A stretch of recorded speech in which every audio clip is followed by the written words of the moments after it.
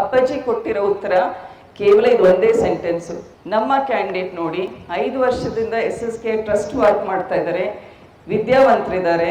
So ಆ comparison ಮೇಲೆಗೆ ಹೇಳಿದ್ದಾರೆ ಹೊರತು ಮಹಿಳೆಯರನ್ನ ಅಗೌರವಿಸಬೇಕು ಅಂತ ಎಂದೂ ಕೂಡ ಅವ್ರ ಮನಸ್ಸಿನಲ್ಲಿಲ್ಲ.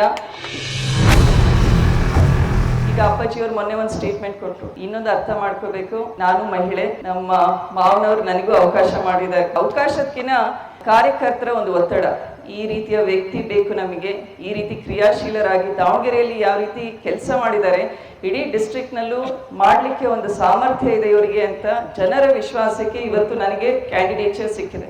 ಅಪ್ಪಾಜಿ ಕೊಟ್ಟಿರೋ ಉತ್ತರ ಕೇವಲ ಇದು ಒಂದೇ ಸೆಂಟೆನ್ಸು, ನಾನು ಕಮಲ ತಗೊಂಡೋಗಿ ಅವರಿಗೆ ಅರ್ಪಿಸ್ತೀನಿ ಅಂತ. ಒಂದು ಕಮಲ ತಗೊಂಡೋಗಿ ಅರ್ಪಿಸೋದು ಅಂದ್ರೆ ಏನು? ಒಂದು ಜವಾಬ್ದಾರಿಯುತವಾದ ಸ್ಥಾನ. MP ಕ್ಯಾಂಡಿಡೇಟ್ ಅಂದ್ರೆ ಅದು ದೊಡ್ಡ ಜವಾಬ್ದಾರಿ.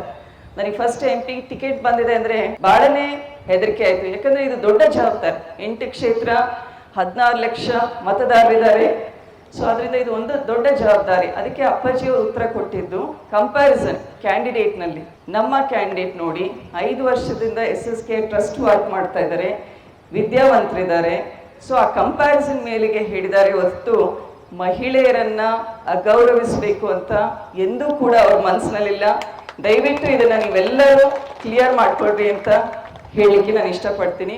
ಹೇಳಬೇಕಾಗಿರೋದಿಷ್ಟೇ, ಬಿಸಿಲು ಜಾಸ್ತಿ ಇದೆ, ಅದರಿಂದ ತಂಪು ಹೊತ್ತಿನಲ್ಲಿ ಇಷ್ಟು ಮನೆ ಅಂತ ಜವಾಬ್ದಾರಿ ಹಂಚ್ಕೊಂಡು ಯುವ ಕಾಂಗ್ರೆಸ್ ಇದೆ, ಮಹಿಳಾ ಕಾಂಗ್ರೆಸ್ ಇದ್ದಾರೆ.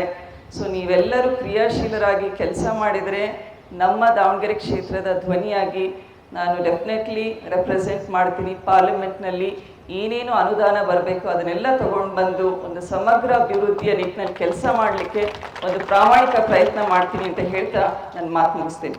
ಧನ್ಯವಾದ.